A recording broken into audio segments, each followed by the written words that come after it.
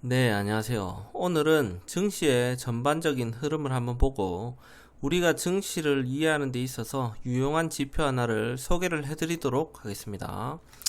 그러면 제일 만만한 네이버 금융 한번 들어가 보겠습니다. 네이버 금융 밑에 쳐서 여기 네이버 금융 보이시죠? 들어가면은 주요 뉴스 보시면 웬만큼 다 나오죠.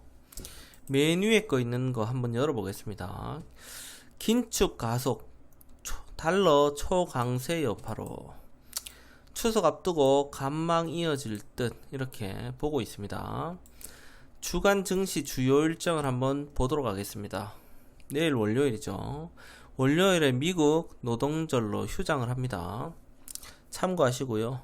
6일 화요일에는 미국 8월 마켓 서비스 PMI, 미국 8월 ISM 비제조업, 자, 7일 수요일에는 중국 8월 수출입, 유로존 2분기 GDP, 뭐 이런 게 사실 하나하나 이렇게 파고들면은 참 재밌는 것들이 많은데 잘 안 보시는 경우가 많죠.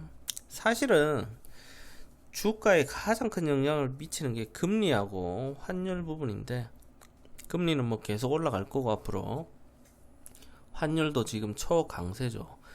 주식시장에는 굉장히 안 좋은 상황입니다. 현재로서 8일 목요일에는 미국 연준 베이지북 공개가 있고 유로존 ECB 통화정책회의가 있습니다. 9일 금요일에는 한국 추석으로 휴장합니다. 금요일은 휴장이다. 중국 8월 소비자 물가가 또 발표가 됩니다. 한국 추석 전에는 제가 보니까 빠질 때도 있고 네, 조금 상승할 때도 있고 그렇습니다.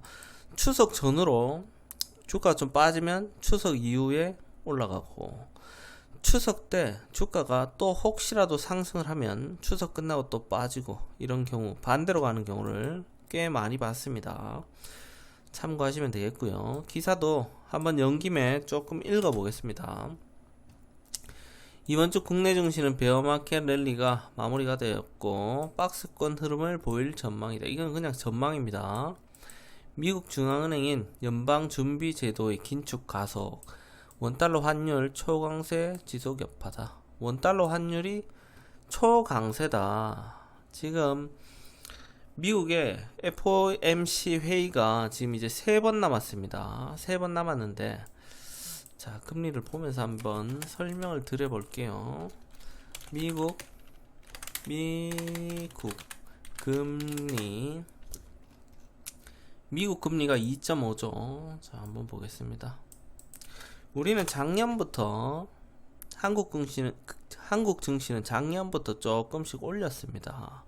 올려서 지금 2.5죠. 똑같이 맞춰놨는데, 한국은행에서 발표하는 그거는 이제 2번 남았고, 미국 중앙은행에서 FOMC에서 발표하는 금리 인상은 지금 3번 남았습니다. 그런데 지금 금리가 똑같죠. 금리가 똑같은데 얘는 3번 남았고 얘는 2번 남았다. 한국은 근데 가계부채가 굉장히 심하고 부실기업들이 굉장히 많습니다. 시간이 나시면 유튜브에 코스닥 귀신이라고 한번 쳐보시면 굉장히 잘 만들어 놓은 그런 다큐멘터리식의 영상이 있더라고요. 재밌게 보시면 되겠습니다. 코스닥 귀신. 거기 보면 코스닥에 상장되어 있는 부실 기업들이 굉장히 많다. 거기서 이것저것 더 더하면 한 20-30%는 부실 기업일 가능성이 좀 있을 것 같습니다. 이거는 이제 제 주관적인 판단입니다. 그러면 상장되어 있는 코스닥에 보면 20-30%가 부실기업이라 치면 금리를 올리면 언제 어떻게 자빠질지 아무도 예측을 할 수가 없다. 코스피는 조금 그래도 낫겠죠. 그런 상황입니다. 그래서 대한민국은 2번 이제 금리 인상을 할 수 있어도 많이 못 올릴 거라 이렇게 예상을 하고 있습니다. 한 번 올릴 때 한 0.25% 정도 예상을 하고 있고, 한 번 더 올려도 0.25% 정도 예상을 하고 있습니다. 그러면 이제 3% 정도 되죠. 그런데 미국의 FOMC에서 발표할 금리 인상은 지금 3번 남았는데 3번 남았는데 만약에 빅스텝으로 3번 간다. 0.5 3번만 올려도 1.5죠. 그러면 얘가 그건 좀 너무 세네요. 1.5는 말이 안 되는 것 같고 1% 정도 올리려면 0.5 한번 올리고 0.25 0.25 이렇게 올리면 1%죠. 만약에 1%만 올려도 미국 금리는 3.5%가 되죠. 그러면 금리 차가 이제 미국이 차이가 많이 난다. 미국이 훨씬 높다. 그러면 투자자들은 금리가 높은 쪽으로 돈이 이동하게 되어 있죠. 그러면 미국으로 돈이 쏠린다. 그렇게 되면 어떻게 될까요? 그러면 환율이 올라간다. 환율이 올라간다. 달러가 미국 쪽으로 쏠리니까 우리나라엔 달러가 별로 없습니다. 그럼 달러가 귀하겠죠. 달러의 가치가 올라가고 원화의 가치는 하락합니다. 그래서 주가도 하락할 가능성이 크다. 환율이 올라가면 주가에 부정적이죠. 외국 자본이 빠져나가면 우리 주식시장은 조금 무너지는 그런 경향을 보인다. 이렇게 참고하시면 되겠습니다. 일단은 전반적으로 이렇게 보시고 시간이 너무 오래 걸리면 또 지루해지니까 오늘 소개해드릴 지표를 한번 보겠습니다.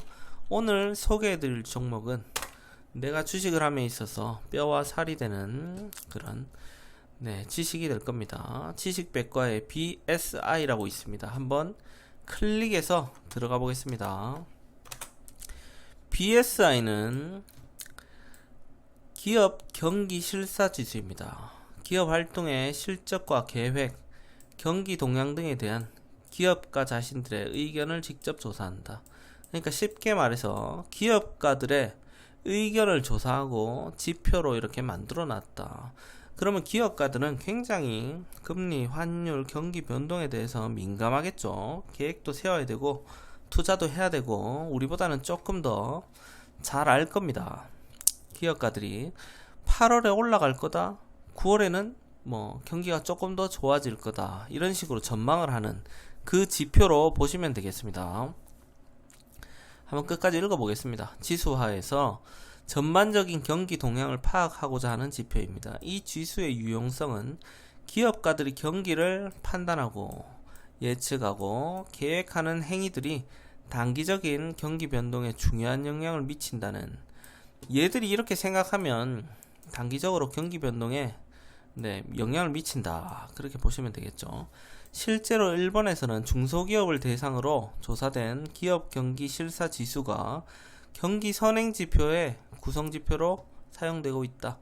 일본에서는 경기 선행 지수로 사용이 되고 있습니다.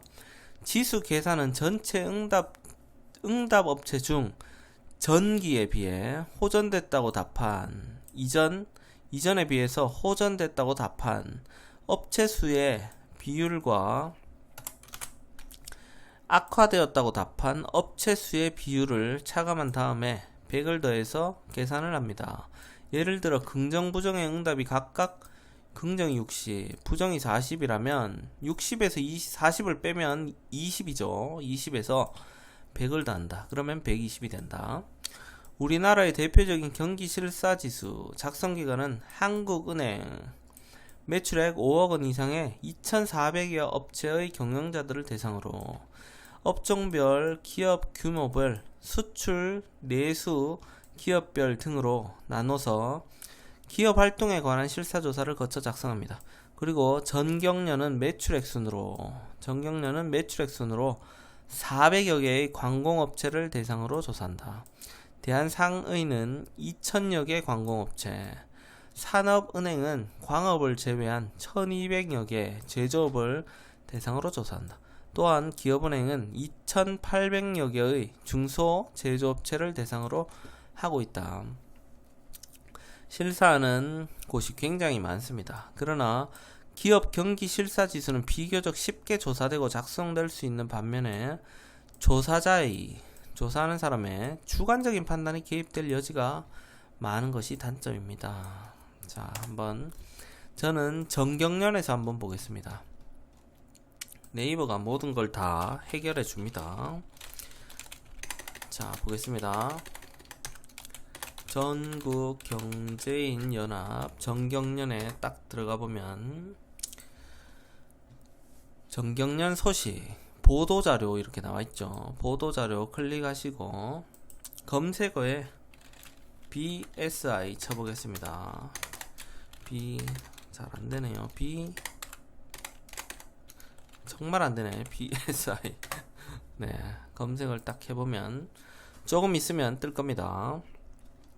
자, 막간을 이용해서 지표도 한번 보도록 하시겠습니다. 지표 보면서 이렇게 봐야지 조금 재밌겠죠. 코스피로 들어가서 지표를 한번 보겠습니다. 자, 월봉으로 한번 볼까요? 월봉으로 보면 8월에는 조금 안 좋았다. 7월에는 조금 나았고, 네, 한번 보겠습니다. 8월에 지수가 조금 안 좋았다. BSI 조금 전에 검색을 하니까 이렇게 쭉 나오죠. 9월, 8월 뭐 이렇게 나와 있는데 8월부터 보겠습니다. 이게 월 말에 작성됩니다. 9월 거는 9월 전망은 8월 25일날 작성이 되었다. 7월 25일날 작성된 8월 전망.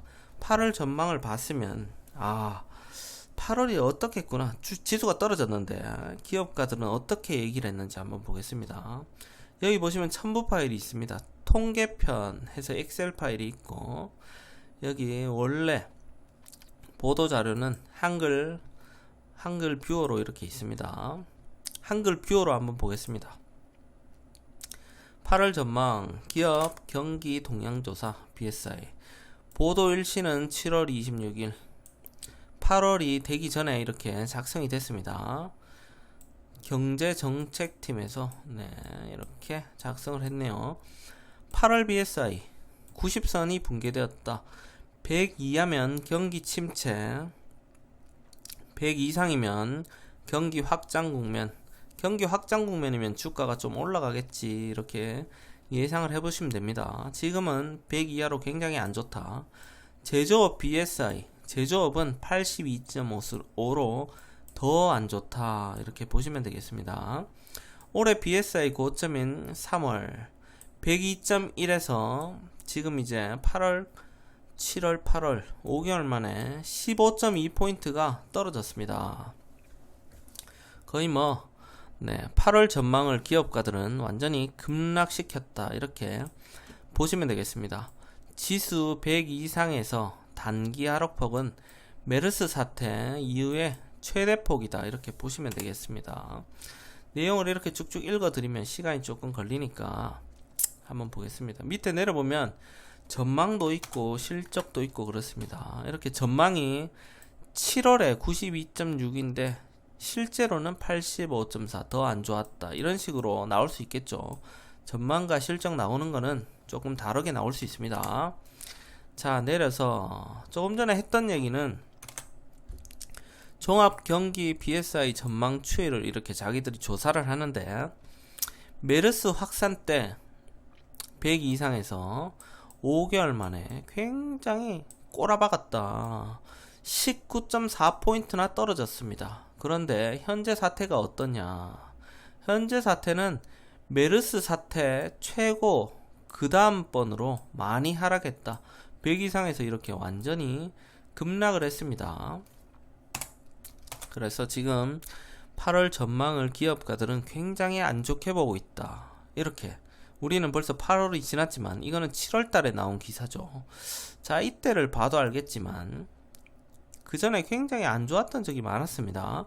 메르스 사태, 중국 경기도나 브렉시트, 미중 무역 분쟁, 그때를 봐도 현재 이 경기를 전망하는 기업가들은 지금도 그때처럼 굉장히 안 좋게 보고 있다, 이렇게 보시면 되겠죠. 코로나 때는 완전히 막 바닥이었죠. 코로나 때 이 지수를 제가 볼 수 있었다면 네, 굉장히 수익을 많이 먹었을 것 같다, 이렇게 보시면 되겠습니다.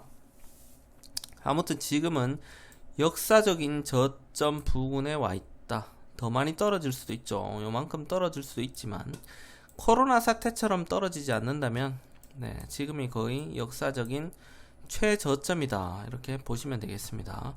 다행히 최저점에서 환율도 아주 환율이 굉장히 치솟으면서 주가를 완전히 밑으로 밀어내리고 있다. 주린이들은 완전히 다 나가 떨어지는 그런 시장이다, 이렇게 보시면 되겠죠.